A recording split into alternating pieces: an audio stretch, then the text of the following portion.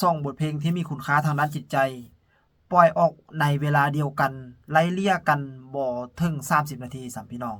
นั่นก็คือเพลงฝากใจใส่ๆลมแล้วก็เพลงพระเจ้าใหญ่ลือไซซึ่งเพลงฝากใจใส่ๆลมปล่อยออกในเวลา9โมง9นาทีพี่น้องแล้วก็เพลงพระเจ้าใหญ่ลือไซปล่อยออกเวลา9โมง29นาทีอาจารย์ผู้ศิวิไลเพิ่นกะว่ามื้อนั้นเป็นมื้อที่เลิศงามยามดีที่สุดที่ได้ปล่อยเพลงออกทั้ง2เพลงนี้ก็ถือว่ากระแสตอบรับจาก FC แฟนคลับก็ถือว่าเหนียวแน่นพอสมควรเนาะถือว่าถ้า YouTube เมื่อก่อนเนาะจะเรียงลำดับติดอันดับนี่ก็ถือว่าได้ติดอันดับเรียบร้อยแล้วพี่น้องอาจจะอยู่ในระดับที่20ปลายต้นๆนี่ล่ะหรือว่าขยับเข้ามาก็จะประมาณที่10ปลายต้นๆถือว่าติดในมาแฮงเลยพี่น้องสำหรับ2เสียงเพลงนี้เนาะถือว่าซึ่งมีความหมายและก็ถือว่าเป็นสิ่งที่เฮ็ดให้ FC แฟนคลับของน้องธิดาลาวได้อิ่มอกอิ่มใจกันเลยปล่อยออกทั้ง2เสียงเพลงเลยในมื้อเดียวกันในเวลาที่ไล่เลี่ยเดียวกันอีกทั้ง2เสียงเพลงนี้นี่ก็คือเป็นบางช่วงบางตอนที่พอสอนหยิบยกมาเล่าให้ฟังเนาะส่วนสำหรับเพลงที่ฝากใจใส่ๆลมก็ถือว่ามีทั้งท่อนเกิ้นลำโดยเฉพาะเป็นท่อนที่น้องธิดาลาวนี่แหละถือว่าเฮ็ดให้แฟนคลับ FC เนาะน่าติดตามน่ารับชมคืนมาถอดผู้เอวบางสู่เก่าคืนมาถอดผู้เอวบางสู่เก่าน้องนี่ยังหักเจ้าบ่มีมือสิมุนเพจบแบบเทได้เข้าสู่เงินกินดอกน้องสิหาของขวัญทาง MV นี่ก็ถือว่าไปถ่ายทำอยู่ที่วัดอำนาจเจริญเนาะวัดศิรินาคาเนาะพี่น้องเนาะอยู่ที่จังหวัดอำนาจเจริญถือว่าเป็นวัดที่ให้ความศักดิ์สิทธิ์พอสมควรให้ความศักดิ์สิทธิ์และก็เป็นสิ่งที่น่าสนใจเพราะว่าอาจารย์ภูศิวิไลเพิ่นไปเลือกถ่ายทำอยู่ที่สถานที่จริงเลยก็คือในวัดนั้นเนาะฝากใจไปตามสายลมตามพ่อตาคมให้หวนคืนบ้านอย่าให้น้องรอพี่นานอย่าให้น้องรอพี่นานพอใจน้องขาดอยากแต่งงานกินโดสำหรับเพลงพระเจ้าใหญ่ลือไซ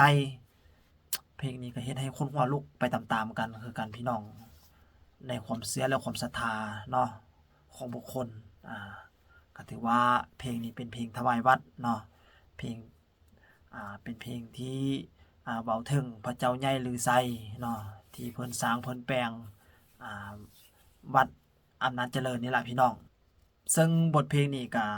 จะมีรวมทั้งหมด ทั้ง3สาวศิวิไลมาห้องรวมกันแล้วก็ยังมีอีกทั้งอ้ายแดงแก้งละวะแล้วก็มีทั้งหมอลำขีเพชรอนันต์เนาะซึ่งร่วมกันห้องถวายวัดแล้วก็สถานที่ถ่ายทำกับไปถ่ายอยู่ในนั้นเลยล่ะไปถ่ายอยู่ในวัดอำนาจเจริญเลยพี่น้องไปถ่ายอยู่ในวัดอำนาจเลยแล้วก็เห็นตอนภาพบรรยากาศตอนในท้าย MV นั่นแหละเห็นพนมมือพากันนบเนาะแล้วก็พากันนบกันไว้พระเจ้าใหญ่ลือไซอยู่แล้วก็ถวายเสียงเนาะโดยเฉพาะเป็นท่อน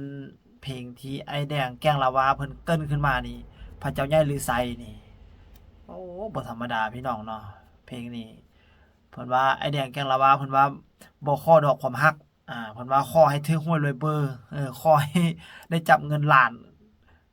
ก็ดีใจละว่าซั่นบ่ท้อขอดอกความฮักเพราะว่าความฮักกันเพิ่นมีแล้วว่าซั่น เนาะในบทเพลงเพิ่นเว้าว่าประมาณนั้นช่วยให้จนมันหาวอนพระเจ้าใหญ่หรือชายแผ่บารมีลูกบางลูกมาวันนี้ด้วยเพราะมืดมนหนทางบอกขอเรื่องรักของเป็นคนมีสตังค์รางวัลใหญ่สักครั้งให้ลูกสมหวังแน่เด้อพระเจ้าใหญ่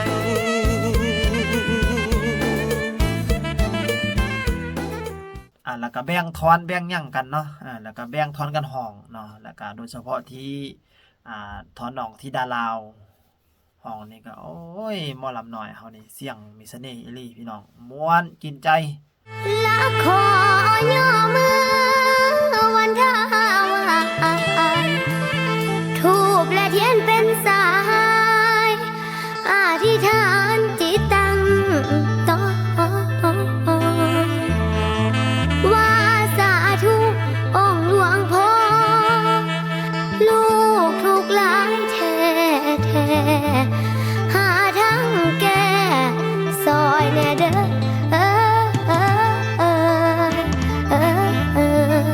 พระเจ้าใหญ่หรือใช่นี่แหละคือเสียงเป็นเอกลักษณ์ของหมอลำโดยเฉพาะเนาะก็ถือว่าเฮ็ดให้มีซีซั่นขึ้นมาเนาะซึ่งเพลง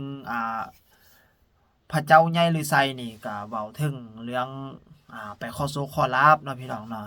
อยู่ในวัดในวาแห่งนั้นก็ถือว่าเพิ่นให้ความศักดิ์สิทธิ์ความเมตตาแล้วก็ถือว่าเป็นวัดวาอารามที่เก่าแก่หั่นล่ะพี่น้องถือว่าประวัติความเป็นมาก็ถือว่ายาวนานพอสมควรได้พี่น้องสำหรับวัดแห่งนี้เอาล่ะพี่น้องนี่ก็คือภาพบรรยากาศเล็กๆน้อยๆเนาะทางซ่องเสียงเพลงที่พอสอนหยิบยกเข้ามารวมกันเนาะนั่นก็คือเพลงฝากใจใส่ๆลมแล้วก็เพลงพระเจ้าใหญ่ลือไซเนาะทางซ่องเสียงเพลงนี่ก็ถือว่ารวบรวมเข้ากันก็ถือว่าเพิ่นปล่อยในมื้อเดียวกันเลยเด้พี่น้องนี่แหละก็คือว่าจุดเด่นของเพิ่นเนาะก็ถือว่ายอดวิวตอนนี้ก็ถือว่าไล่ไปยาวอีหลีนะพี่น้องเนาะกำลังจะทะยานเข้าสู่แสนกว่าวิวแล้วพี่น้องตอนนี้นี่ถือว่า FC แฟนคลับเนาะที่ดาให้ความสนใจแล้วก็ถือว่าเหนียวแน่นพอสมควรเนาะพี่น้องเนาะรับชมรับฟังกันปั้นวิวใส่กันนั่นแหละมันจังได๋มันสิส่งเสริมแนวใดที่ส่งเสริมน้องธิดาลาวให้ก้าวไปเป็นศิลปินแนวหน้าอีกผู้หนึงเนาะพี่น้องเนาะนี่ก็คือซีซั่นนี่ก็คือหลังบ้านศรีวิไลที่พวกเรานำเสนอในคลิปนี้สำหรับคลิปนี้ก็พอสอนเองก็สิขอลาไปก่อนเนาะพบกันใหม่ในคลิปหน้าเด้อพี่น้องขอให้ท่านนั้นมีความสุขดีเบิดทุกคนอย่าเจ็บอย่าจนสุขดีมีไซนอนหลับฝันดีเบิดทุกคนเนาะพี่น้องเนาะสบายดีชีวิตมันแย่หาทางแก้บ่ไหว